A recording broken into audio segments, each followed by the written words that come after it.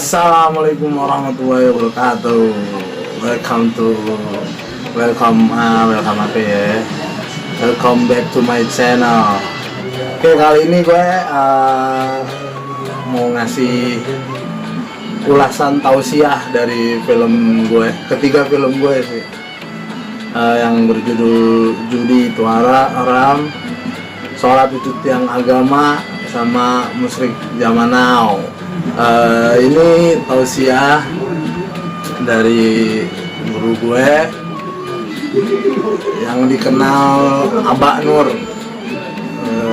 Beliau bernama Ustadz Muhammad Nur Sueb Nurul Mustafa.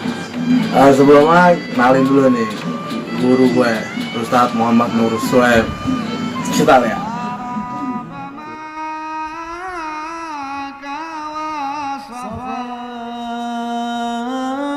Muhammadin ighfir lana ya sami'an lidu'ana ya Rabbana. Yang pertama, film gue yang berjudul Judi itu Haram. Check it out. Assalamualaikum warahmatullahi wabarakatuh. Ada dua kesalahan besar. Yang pertama, pelaku judi tersebut bagaimana dikatakan dalam Al-Quran, A'udzubillahi minasyaitonirrajim, innamal khamru wal maisiru wal azlamu wal ansab rizsun min amali syaitan fajtanibu la'allakum tuflihun. Khamar atau minuman keras, wal maisir mengguni nasib, wal azlam judi, wal ansab lotre, rizun min amali syaitan adalah perbuatan keji, perbuatan yang dianjurkan atau diajarkan oleh syaitan. Fajtanibuhu, tinggalkanlah, niscaya engkau menjadi orang yang beruntung.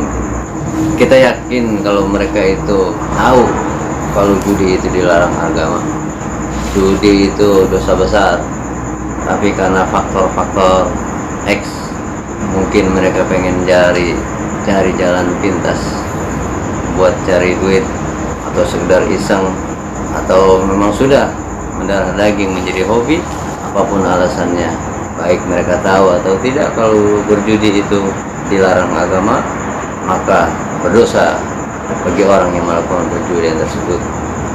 Sebab sebagaimana dikatakan dalam Al-Quran tadi, siapa yang mengerjakan judi berarti dia telah mengikuti ajaran syaitan.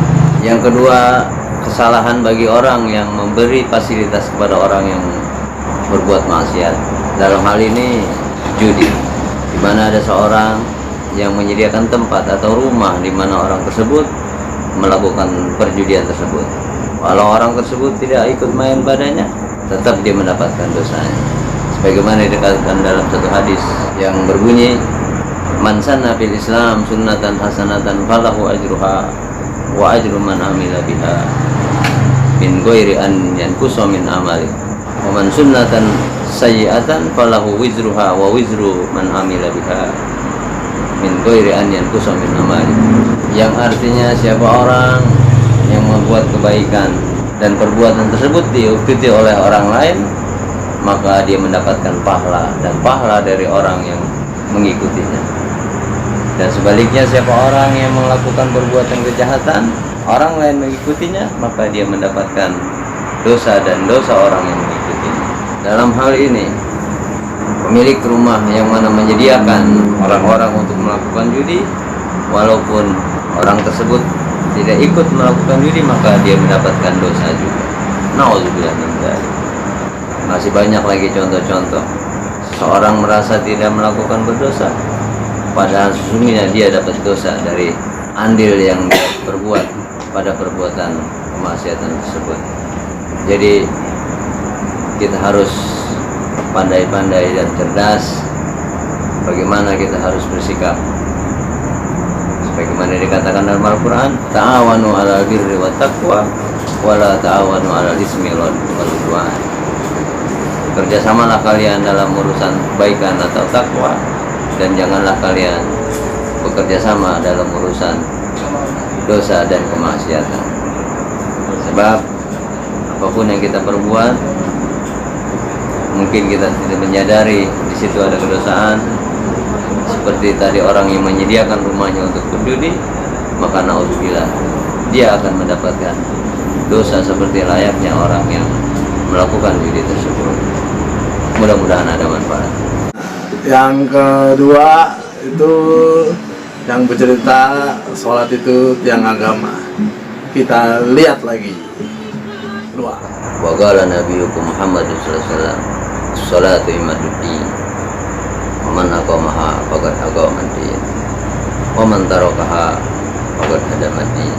Yang artinya sholat adalah tiang agama.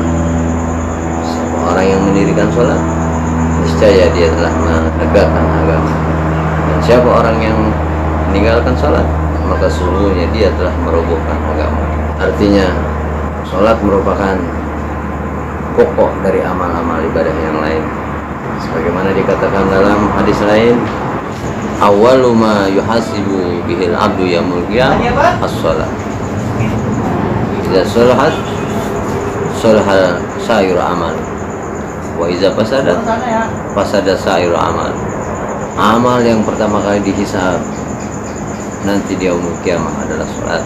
Bila rapi sholatnya, maka diterima semua amal ibadah. Dan apabila rusak sholatnya, niscaya akan ditolak semua amal ibadah. Kalau saya boleh contohkan, sholat itu ibarat suatu wadah. Contoh, kita mempunyai wadah itu berupa bakul umpama. Bakul kita bisa nyimpan di dalamnya apa itu, beras, jagung, apapun yang kita bisa simpan di dalam bakul tersebut, niscaya akan tersimpan rapi kalau bakulnya rapat atau rapi. Tapi sebaliknya, kalau bakul itu sudah bolong-bolong, baik bolongnya kecil atau bolongnya besar, maka apapun yang kita masukkan di dalam wadah atau bakul tersebut, dia akan hilang, artinya tidak akan tersimpan dengan baik. Bagaimana kalau kita tidak punya wadah? Nauzubillah, apapun kebaikan kita akan sia-sia dan ditolak oleh Allah Subhanahu wa Ta'ala. Begitulah sholat. Sekian. Yang ketiga itu yang berjudul Musyrik Zaman Now. Lagi-lagi kita lihat lagi tausiah dari Ustadz Muhammad Nur Suhaib. Musyrik atau syirik, sering kita mendengar istilah itu. Musyrik adalah orang yang melakukan perbuatan syirik. Sementara syirik adalah perbuatan yang mengakui adanya kekuasaan, adanya kekuatan selain dari Allah Subhanahu wa Ta'ala. Dan dosa syirik adalah dosa yang tidak diampuni Allah Subhanahu wa Ta'ala kalau sampai mati orang tersebut belum bertobat kepada Allah Subhanahu wa Ta'ala, dan dia akan ditempatkan di dalam neraka jahanam abadi selama-lamanya. Dan itu jelas-jelas mengakui adanya kekuatan atau kekuasaan daripada Allah Subhanahu wa Ta'ala. Banyak contoh-contoh perbuatan syirik. Mereka mengaku dirinya sebagai orang Islam, tapi masih datang ke dukun-dukun untuk cari penglaris, untuk cari ilmu gaib. Dan apapun judulnya, apapun perbuatannya, kalau dia mendatangi daripada dukun-dukun paranormal dan sejenisnya, kalau dia mengakui adanya kekuasaan, adanya kekuatan selain daripada Allah Subhanahu wa Ta'ala, itulah perbuatan syirik. Tapi kadang-kadang kita tidak menyadari dalam kehidupan sehari-hari kita telah melakukan perbuatan syirik kecil. Seperti apa syirik kecil tersebut? Contoh, kita dalam keadaan sakit, kemudian kita beli obat. Setelah kita minum obat tersebut, kita mengatakan, manjur sekali obat ini. Dengan obat ini penyakit saya bisa sembuh. Hati-hati dengan kata-kata tersebut. Di situ ada syirik, walaupun itu adalah syirik yang kecil. Kenapa demikian?